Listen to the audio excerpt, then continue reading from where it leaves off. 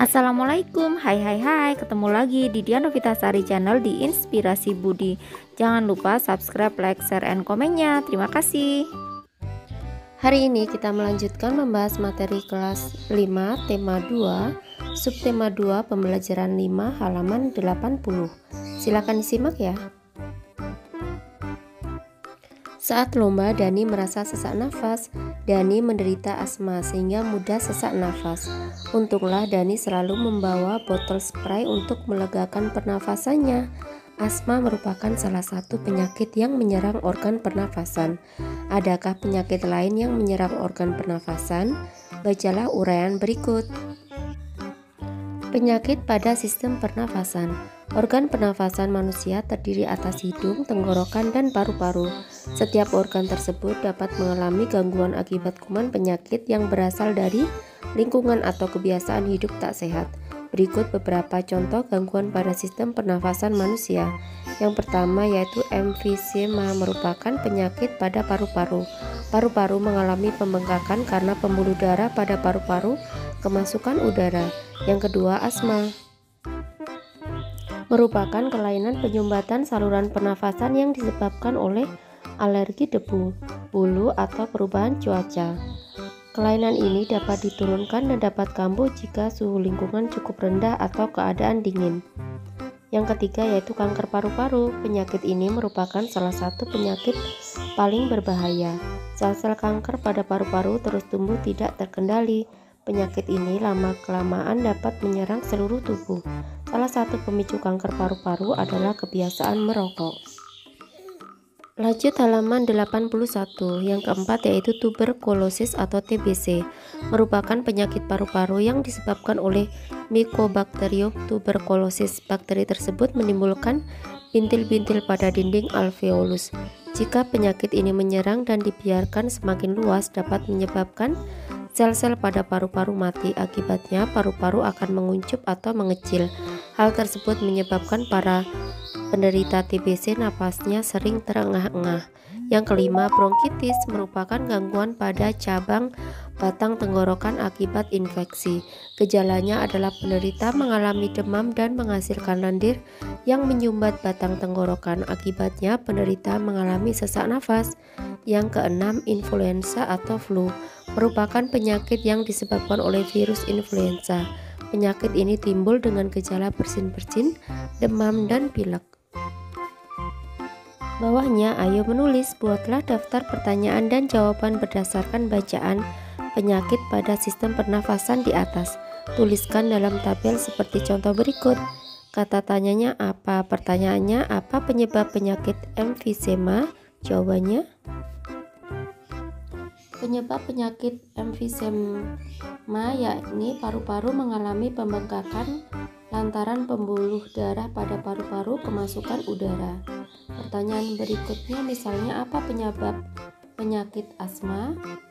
Penyebab penyakit asma yakni disebabkan oleh alergi debu, bulu, atau perubahan cuaca. Apa penyebab penyakit kanker paru-paru? Penyakit kanker paru-paru disebabkan oleh kebiasaan merokok. Apa penyebab penyakit TBC? Penyakit TBC disebabkan oleh Mycobacterium tuberculosis. Apa penyebab penyakit influenza? Penyakit influenza disebabkan oleh virus influenza. Selanjutnya kata tanya siapa? Pertanyaannya, siapa yang berisiko besar terkena penyakit kanker paru-paru? Jawabannya, para perokok berisiko besar terkena penyakit kanker paru-paru. Siapa yang berisiko besar terkena penyakit emfisema? Orang mengalami pembengkakan lantaran pembuluh darah pada paru-paru kemasukan udara berisiko besar terkena penyakit emfisema. Pertanyaan berikutnya, siapa yang berisiko besar terkena penyakit asma? Orang yang mengalami kelainan penyumbatan susunan pernafasan yang disebabkan oleh alergi, debu, bulu, atau perubahan cuaca berisiko besar terkena penyakit asma. Siapa yang berisiko besar terkena penyakit TBC? Orang yang terjangkit oleh Mycobacterium tuberculosis berisiko besar terkena penyakit TBC. Siapa yang berisiko besar terkena penyakit influenza? Orang yang terserang influenza berisiko besar terkena penyakit influenza. Selanjutnya, kata tanya di mana. Pertanyaannya, di mana terjadinya infeksi pada penderita penyakit bronkitis? Jawabannya, infeksi pada penderita penyakit bronkitis terjadi pada cabang batang tenggorokan. Di mana terjadinya pembengkakan pada penderita penyakit emfisema? Pembengkakan pada penderita penyakit emfisema terjadi di paru-paru. Di mana terjadinya penyumbatan pada penderita penyakit asma? Penyumbatan pada penderita penyakit asma terjadi di susukan pernafasan. Di mana terjadinya bintil-bintil pada penderita TBC? Bintil-bintil pada penderita TBC terjadi di dinding alveolus. Lanjut halaman 82. Kata tanya bagaimana? Pertanyaannya, bagaimana kondisi paru-paru pada penderita tuberkulosis atau TBC? Kondisi paru-paru pada penderita tuberkulosis menguncup atau mengecil. Bagaimana kondisi paru-paru penderita emfisema? Kondisi paru-paru penderita emfisema membengkak. Bagaimana kondisi susukan pernafasan penderita asma? Kondisi susukan pernafasan penderita asma mengalami penyumbatan. Bagaimana kondisi badan penderita influenza? Kondisi badan penderita influenza mengalami demam. Bagaimana sel-sel kanker paru-paru pada penderita kanker paru-paru? Sel-sel kanker paru-paru pada penderita kanker paru-paru terus tumbuh tidak terkendali. Selanjutnya, kata tanya mengapa? Pertanyaannya, mengapa penderita TBC bernafas dengan terengah-engah?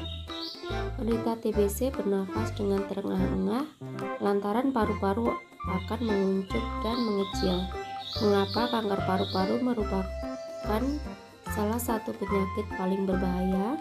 Kanker paru-paru merupakan salah satu penyakit paling berbahaya lantaran penyakit ini lama-kelamaan sanggup menyerang seluruh tubuh. Mengapa penderita emfisema paru-paru mengalami pembengkakan? Penderita emfisema paru-parunya mengalami pembengkakan lantaran pembuluh darah pada paru-paru kemasukan udara. Mengapa penderita bronkitis mengalami sesak nafas? Penderita bronkitis mengalami sesak nafas lantaran lendir yang menyumbat batang tenggorokan. Mengapa pada penderita TBC terjadi bintil-bintil pada dinding alveolus? Jawabannya, pada penderita TBC terjadi bintil-bintil pada dinding alveolus lantaran kuman Mycobacterium. Bawahnya, ayo bercerita. Pada pembelajaran 2, kamu dan kelompokmu telah mencari informasi mengenai penyakit yang berhubungan dengan sistem pernafasan dan dituliskan dalam bentuk bagan atau peta pikiran. Kini presentasikan hasil kegiatan kalian tersebut. Kebiasaan hidup sehat akan meminimalkan kemungkinan kita terserang penyakit, termasuk penyakit pada sistem pernafasan. Salah satu kebiasaan hidup sehat adalah dengan selalu aktif melakukan latihan fisik. Latihan fisik tidak hanya dapat dilakukan melalui olahraga, tetapi juga dapat dilakukan dengan menari. Pada pembelajaran 2, kalian telah membuat clipping gambar tari-tari dari daerah yang menggunakan properti bukan. Berikut gambar beberapa tarian daerah yang menggunakan properti. Ada tari piring dan tari payung. Tari piring menggunakan piring, tari payung menggunakan properti payung. Lanjut halaman 83. Ini juga ada tari serimpi dan tari jangger. Ayo bercerita. Pada pembelajaran 2, kelompokmu telah membuat clipping tari daerah yang menggunakan properti. Sekarang perlihatkan dan ceritakan clipping kelompokmu di depan kelompok lain. Pada pembelajaran 2, kamu dan teman-temanmu juga telah memilih dan akan berlatih salah satu tarian daerah menggunakan properti. Apakah kalian telah mengetahui gerakan-gerakannya? Perhatikan contoh beberapa gerakan tari piring berikut. Nah, ini adalah berbagai gerakan tari piring. Lanjut halaman 84.